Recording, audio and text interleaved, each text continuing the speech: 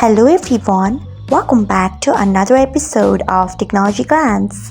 Today in this video, I'm going to guide you through how you can enable swipe forward and backward on UC browser. So let's get started. Firstly, open UC browser app in your device. Then tap on three lines icon. Next tap on settings icon. After that, you can see the option of browsing settings. Tap on it. Then you can see the option of swipe forward and backward.